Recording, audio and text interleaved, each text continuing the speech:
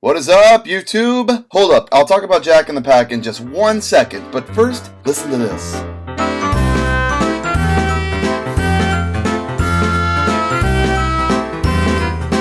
Isn't it great?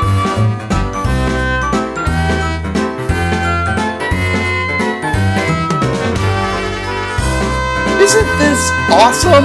Don't you love it? Wasn't that the best thing ever? Well, that is my new theme song, folks. This was composed by the extremely talented Tugster Intensifies. I cannot thank you enough for making this for me, man. It's just the best thing ever. Alright, with that out of the way, let's get on to the main topic of the video. Jack and the Pack. Actually, the only reason I'm talking about this is because of a poll I did on Twitter a long while back. Even though the overwhelming majority of voters on that poll wanted me to talk about Season 12 and Magic Railroad, someone commented below suggesting I talk about Jack in the Pack. I saw that post and I was like, huh. That's actually a really good idea. It's not a movie or a season, it's more of its own unique thing. And I feel it's the perfect thoughts on a follow-up to Season 7 one, since the Pack episodes and Season 7 kinda go together hand in hand. I would have credited whoever suggested the idea, but when I went back to find the post, it wasn't there anymore. Did you delete it, user I didn't catch the name of? Either way, I thank you for the video suggestion, whoever you are, and if you're watching this right now, just know you're the reason that this video exists, so you get a gold star. Good job.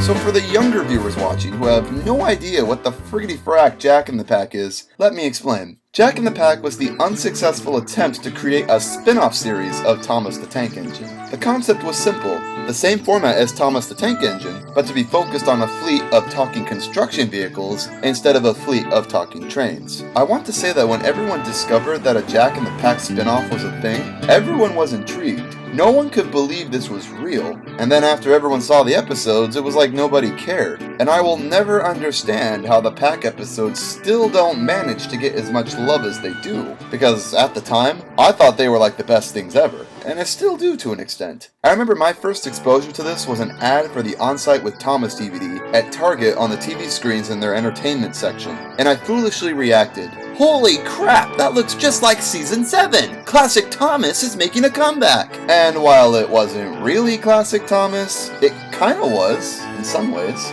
You see, Jack in the Pack was planned all the way back in 2001 during production of Season 6. And to make sure that kids would be familiar with the characters before the spin-off launched, 2 episodes from Season 6 were devoted to introducing these characters. And please, no one shoot me for saying this, but the Pack 2-parter are some of my favorite episodes from that season. Just the fact it was a legitimate 2-parter focused on all new characters was something I always found extremely fascinating. And if you saw my Diesel's Ghostly Christmas review from months ago, you'll know that I'm a big fan of 2-parters. There's just something so special and grand about them that places them above regular episodes. The actual Jack in the Pack spin-off was filmed in late 2002 alongside Season 7, hence why the Gauge 1 engines and sets look exactly the same. And after completing 13 of the 26 episodes planned, the project was scrapped when Hit bought the franchise's rights and cancelled the Pack completely. Probably because, at least for what I can assume, their interests were more towards reforming Thomas into a more marketable, educational property, rather than to continue world building. The incomplete season of Pack episodes was packed away in storage, thought to never see the light of day again, until one day, Hit decided to release them as DVD exclusives in 2006, alongside loads of merchandise tie-ins, which obviously sold very well because they still make them to this day. Seriously, they still make the Wooden Patrick in 2016. Do kids even know who he is? The episodes themselves had a very Season 7 feel to them, and while a couple of the episodes are a little silly or dull, much like Season 7, they're still very enjoyable. Even though the crew only completed half of what was initially planned, each Pack character still managed to get focus in at least one episode they each got to star in. And since we're on the topic of the characters, I may as well share with you who my favorite one is. That, my friends, is Mr. Olivator. I love Oliver's humble character, his super detailed prop, his hilariously expressive face masks, and the fact the prop's arm is compatible with different tools is pretty cool. Oliver's episodes were the most interesting ones in my opinion. Thomas's Trusty Friends is without a doubt my favorite episode of the bunch, and all the humor with Oliver is why. Especially this gem of a scene right here.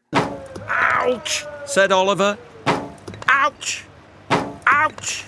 Ouch! Do you guys remember when Thomas was full of clever humor like this that any age could enjoy? Man, I sure do. I truly miss those days. Ouch! And while I love the characters and the episodes, the reason I find Jack in the Pack so interesting is not because of the content itself, but more for its production history. There is so much behind this spin-off that is still a mystery to us. The episodes came into the public eye out of nowhere in 2006, 10 years ago, and still to this day there is so much we don't know about it. It's very similar to Tugs in that regard, where its existence was so short-lived that the people working on it forgot all about it before we even knew what it was. Tugs is almost 30 years old, and we're still finding out new information about it. And I absolutely know that the amount of production history yet to be discovered is why I'm still such a die-hard fan of it. My interest in Jack in the Pack is very similar.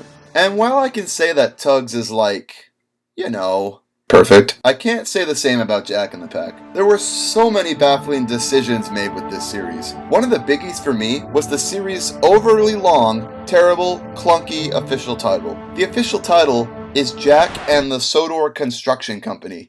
Are you serious? That super long, clunky-ass title is the official name, not Jack in the Pack? You know, the name that rolls off the tongue so easily? I'm absolutely certain it was called Jack in the Pack during production, and HIT had to have changed it to something generic and inoffensive because they didn't like it. And I only assume this because they don't use the collective term, the Pack, at all in any of the episodes. They're always referred to as Miss Jenny's Machines, or...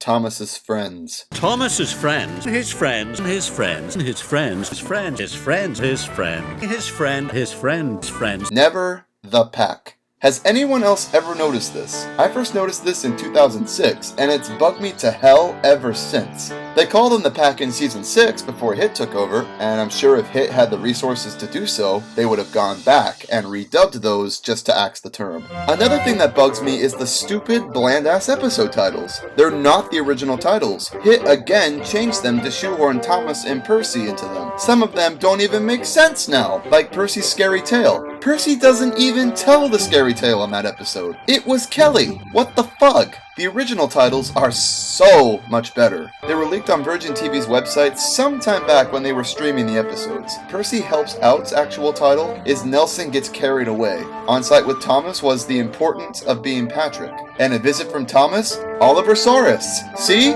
Much better. Why'd you have to go and mess with crap that wasn't broken, HIT? You messed up Season 7 for the US, and you messed up the Pack episodes for everyone. Real good going there. But the biggest problem I have with the Pack series is actually something that HIT had no involvement with whatsoever, or at least to my knowledge. My biggest gripe with the Pack series was the inclusion of either Thomas and Percy in every single episode. Why do they have to be in this at all? I mean, this is meant to be a Thomas the Tank Engine spin-off, as in a series separate from Thomas that takes place in the same universe. So why include Thomas in every episode? Why even involve the railway at all? It can't feel like its own series separate from Thomas when Thomas's presence is always there. Thomas and Percy feel so shoehorned into these episodes that it's not even funny. I wouldn't mind if they appeared every now and then, but why couldn't we ever just get one episode that was focused solely on the Pack, that is completely separate from the railway? Just one episode is all I'm asking for. Just one! People complain that Thomas felt too shoehorned in the series from Season 8 onwards, but let me tell ya, this whole shoehorning crap started way before that. So, in conclusion, I find Jack in the Pack to be incredibly interesting. It definitely has some flaws, most of which came from HIT's last-minute tinkering, but the concept was fun and handled really well in my opinion. I feel the characters have so much untapped potential, and considering how much detail and effort were put into making the props, it's a real shame they weren't used more. But now that Mattel has brought a good chunk of them back into the Thomas series and CG, maybe now the Pack will finally get some of the love that they've been neglected. What they already did with them in So Does Legend of the Lost Treasure was phenomenal, and I eagerly await to see what the team has planned for them come Season 20. Jack in the Pack is a Thomas spinoff that I honestly would have loved to see take off the ground. And I still wonder what it would have been like now if it had. Would Mike and Jr. have composed the music for it? Would it have featured a different narrator? Would it still have the Thomas and Friends logo attached? Just imagine, what if?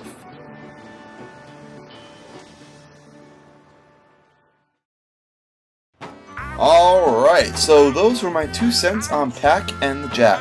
I also want to take a moment here to give a shout out to Ben, aka Nebbles1 from Twitter, for making me the new boomer icons for my videos. I absolutely love them, man. You've definitely given the icon a lot more life. And another shout out to Tugster as well for the new theme song. You guys are just the best, and I love both of you. Links to their channels are in the description, so everyone, go check out their stuff. Go subscribe to them. These guys are both extremely talented at what they do. Thank you again, guys, for watching this video, and I'll speak with you again soon in the next Thoughts On. Peace. Ouch! Ouch! Ouch! Feels good to finally have talked about Jack in the Pack. Let me go update my checklist. Let's see what I can check off. Thoughts on Season 7? Done. Unanswerable Thomas Questions 2? Finally done. Thoughts on Jack in the Pack? Done. Thoughts on the Great... Uh-oh.